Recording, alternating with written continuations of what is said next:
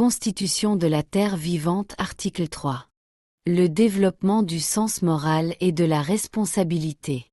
L'article 3 de cette Constitution proclame avec une clarté et une force singulières le développement d'un sens moral profond et d'une responsabilité envers la Terre et toutes ses formes de vie est un impératif fondamental pour chaque être humain et pour toutes les institutions.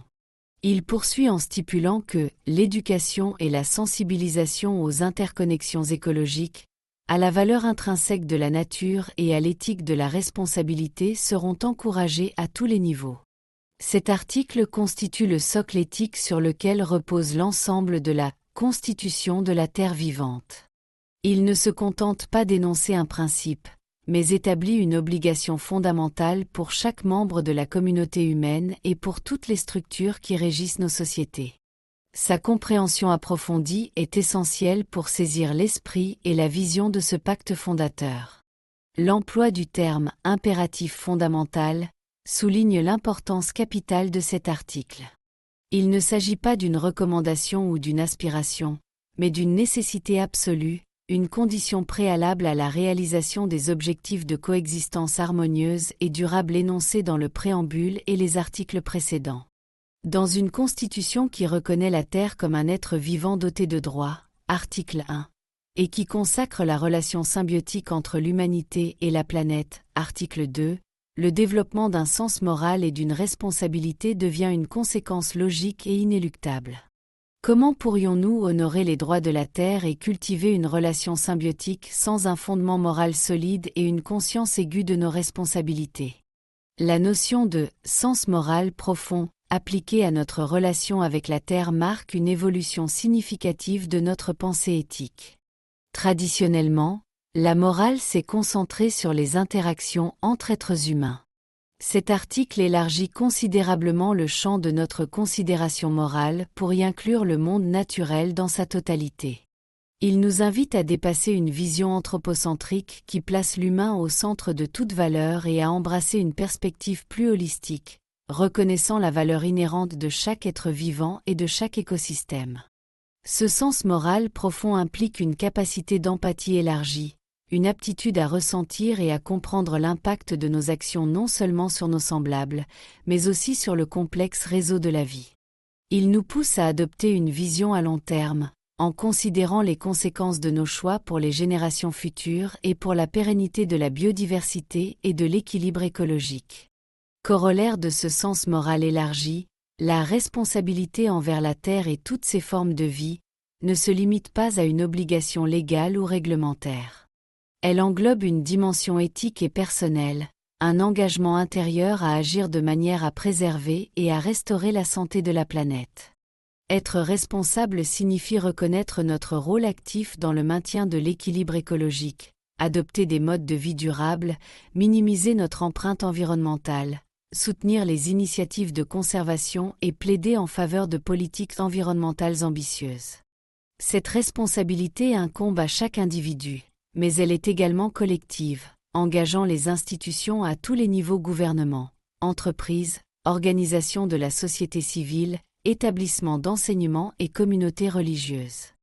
Chacun a le devoir d'intégrer les principes de durabilité et de respect de la nature dans ses actions et ses décisions. La seconde partie de l'article 3 met en lumière les moyens privilégiés pour cultiver ce sens moral et cette responsabilité: l'éducation et la sensibilisation. L'éducation, dès le plus jeune âge et tout au long de la vie, doit intégrer une compréhension approfondie des interconnexions écologiques. Il ne s'agit pas seulement de transmettre des connaissances factuelles sur les écosystèmes, la biodiversité ou le changement climatique, mais aussi de développer une appréciation émotionnelle et intellectuelle de la complexité et de la beauté du monde naturel.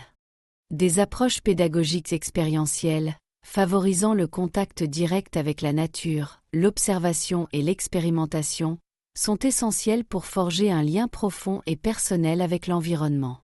L'éducation doit également explorer la valeur intrinsèque de la nature, en enseignant que chaque être vivant et chaque écosystème ont une valeur en soi, indépendamment de leur utilité pour l'homme.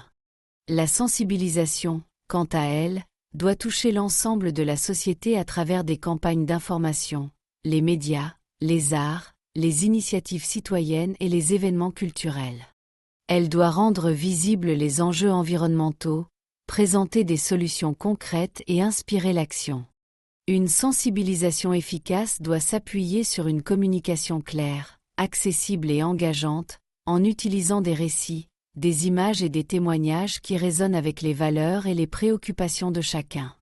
Elle doit également promouvoir une éthique de la responsabilité qui encourage chacun à se sentir concerné et capable d'agir, que ce soit par des gestes quotidiens, un engagement associatif ou une participation au débat public. L'intégration de cet article au sein de la Constitution lui confère une autorité et une légitimité considérables. Il ne s'agit plus seulement de principes éthiques souhaitables, mais de fondements constitutionnels qui doivent guider l'élaboration des lois, l'orientation des politiques publiques et l'interprétation des droits et des devoirs énoncés ailleurs dans ce texte. Les tribunaux pourront s'appuyer sur cet article pour juger des atteintes à l'environnement, en considérant le développement du sens moral et de la responsabilité comme un objectif fondamental de la société.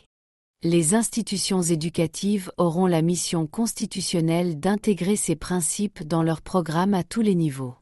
La pleine réalisation de l'impératif énoncé à l'article 3 nécessitera un engagement soutenu et concerté de tous les acteurs de la société. Cela implique un dialogue permanent entre les citoyens, les organisations de la société civile, les entreprises et les pouvoirs publics. Il faudra développer des indicateurs pour mesurer les progrès dans le développement du sens moral et de la responsabilité écologique, et mettre en place des mécanismes d'évaluation pour s'assurer que les objectifs fixés par cet article sont atteints. L'intégration de cette éthique de la responsabilité dans la culture et les pratiques de nos sociétés est un processus continu qui demandera de la persévérance, de la créativité et un engagement sans faille envers la vision d'une coexistence harmonieuse et durable avec la Terre. En conclusion, l'article 3 de la Constitution de la Terre vivante est bien plus qu'une simple affirmation de valeur. Il établit un impératif fondamental pour l'avenir de l'humanité et de la planète. En appelant au développement d'un sens moral profond et d'une responsabilité inébranlable, et en désignant l'éducation et la sensibilisation comme les outils essentiels pour y parvenir, cet article pose les jalons d'une transformation profonde de notre relation avec le monde vivant. Sa pleine mise en œuvre est essentielle pour honorer les principes de cette Constitution et pour construire un avenir où l'humain et la nature prospèrent en harmonie. C'est un appel à une conscience écologique active, guidée par une éthique de la responsabilité qui doit irriguer chaque aspect de nos vies et de nos institutions.